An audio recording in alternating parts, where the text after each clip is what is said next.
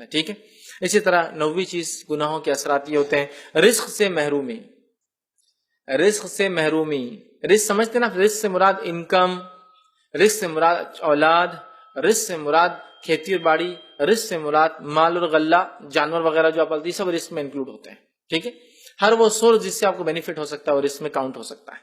روزی روٹی جس کو عام زبان میں کہیں گے، روزی روٹی تو ہمیشہ روٹی نہیں ہوتا، انکم کی وجہ سے جو چیزیں آتی ہیں.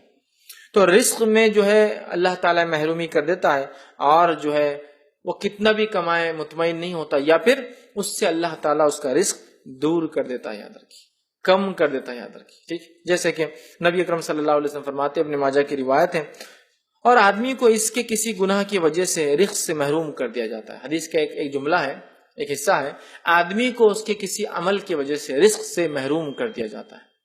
آدمی کو اس کے کسی عمل کی وجہ سے رزق سے محروم کر دیتا ہے اللہ تعالیٰ. تو رزق سے محرومی کا ذریعہ بنتا ہے. اور کیوں نہ ہو، مثال دیتا ہوں، ایک غریب آدمی ہے، آپ نے سوچا اس کو میں کچھ صدقہ دیتا ہوں. کیا دیتا ہوں؟ صدقہ. اب آپ اس غریب آدمی کو صدقہ دینے نکلے، اس کے گھر پر گئے، گھر پر دستک دینے والے تھے تو اندر سے کیا آواز آئی؟ گانے بجانے کی آواز آئی. گانے بجانے کی آواز سنتے ہی آپ کیا کر رہے؟ پیسے واپس لے کے چلے جا رہے ہیں. اس کو کیوں دوں؟ یہ تو حرام کاریوں میں لگا ہوا ہے، گانا بجانا سن رہا ہے، اس کو کیوں دوں میں؟ چلے جا رہے. ہوا نہیں ہوا، اس کا رزق اس سے دور چلا گیا اس کے ایک معصیت اور گناہ کی وجہ سے. ایک آدمی آپ سے بھیک مانگنے اور کو پیچھے سے کہیں شراب پیتا رہا شام میں، تو آپ پیسے دیتے اس کو؟ ارے بہت اچھی بات بولے یار، آپ نے شراب پیتا ہے تو اب تو زیادہ لو، تم شراب کے لیے الگ لو، کھانے پینے کے لیے الگ رکھو. کرتے ہیں کیا آپ؟ نہیں، شراب پیتا ہے اس کو کیسے دوں گا، حرام کاری کرتا ہے.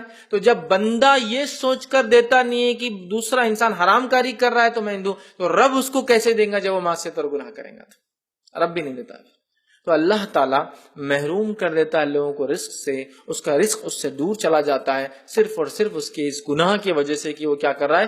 گناہ کرتا ہے. اور میں نے مثال بھی دی کہ جیسے آپ کسی کو صدقہ دینے جائے اور اس نے کوئی گناہ میں ملوث آپ اس کو پائے، گناہ میں شامل پائے، وہ کوئی گناہ کر رہا ہو تو آپ وہ اس سے پیسہ نہیں دیتے، دور ہٹ جاتے ہیں، پیچھے ہٹ جاتے ہیں. اسی طرح اللہ تعالیٰ بھی رزق کو کم کر دیتا ہے جب دیکھتا ہے کہ بندہ کنٹینیوسلی بالکل گناہ کر رہا ہے، ڈٹ کر گناہ کر رہا ہے، توبہ نہیں کرتا ہے، معافی نہیں مانگتا ہے اور کرتا چلا جا رہا ہے، زندگی میں کوئی سٹاپ نہیں لگ رہا ہے اس کے، تو اللہ رب العزت اس کی روزی کو کم کر دیتا ہے. آج سب کچھ ہونے کے بعد بھی پریشان ہے. یا علماء لکھتے ہیں اگر آپ سب کچھ کوشش کرنے کے بعد بھی یہ دیکھتے ہیں کہ آپ ترقی نہیں کر رہے تو کہیں نہ کہیں آپ گناہ کر رہے ہیں. اس گناہ سے سخت اللہ سے توبہ کیجیے، معافی مانگیے، نیکی کی طرف بڑھیے، اس لیے کہ گناہوں کی وجہ سے اللہ رزق میں کمی کر دیتا ہے، ڈکریز کر دیتا ہے ہمارے پروویژن سے. یاد رکھیے، تو اگر اپنے رزق کو، پروویژنز کو جو اللہ دیتا ہے دنیا میں اعتبار سے، مال دولت، کھیتی باڑی، جانور، غلے، اولاد اور انکم جس کو کہیں گے، ٹھیک ہے، کرنا چاہتے ہیں زیادہ تو ہمیں چاہیے خوب اللہ سے ہم توبہ کریں. اور اگر کسی کو اللہ نے بہت دیا ہے تو وہی خوش فہمی بھی نہ رہے